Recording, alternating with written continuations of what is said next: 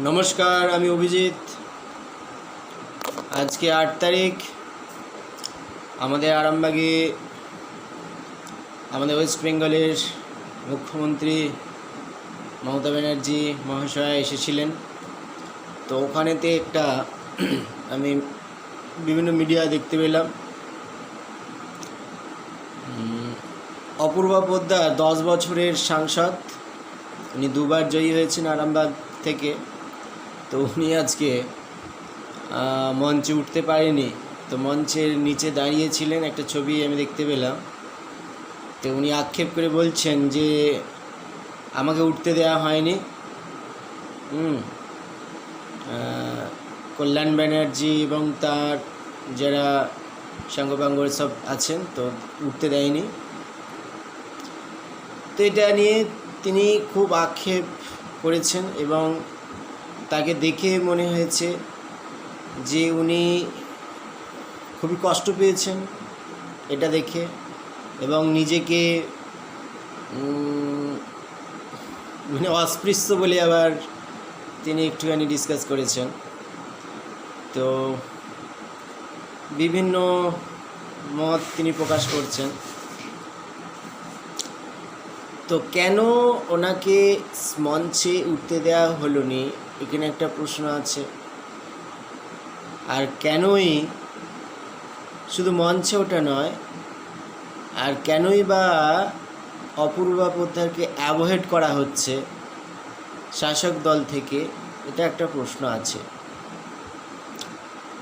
তো কিছুদিন আগের একটা মানে খবর উঠেছিল যে উনি কিছু ওই টাকা ধার নিয়েছিলেন তার কাছ থেকে, সে টাকা ধারগুলো বোধহয় মেটায়নি।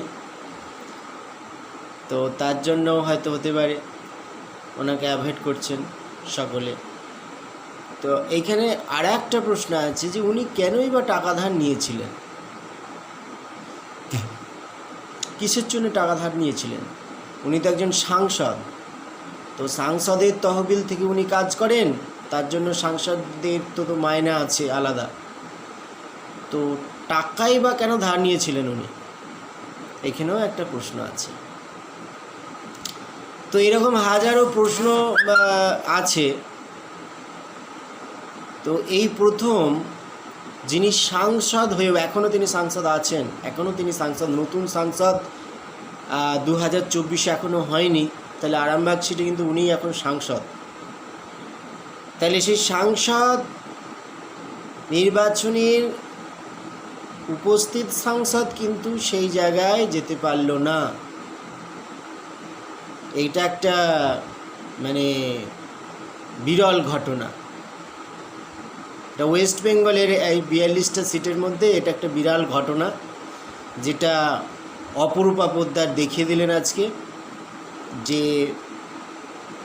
মঞ্চে তিনি যেতে পারলেন না এবং তাকে যেতে দেওয়া হলো না, প্লাস তাকে কোনো ইনভাইট করা হয়নি মঞ্চে, সেটাও করা হয়নি। উনি ফাঁকা জায়গায় দাঁড়িয়েছিলেন মঞ্চের দিকে তাকিয়ে।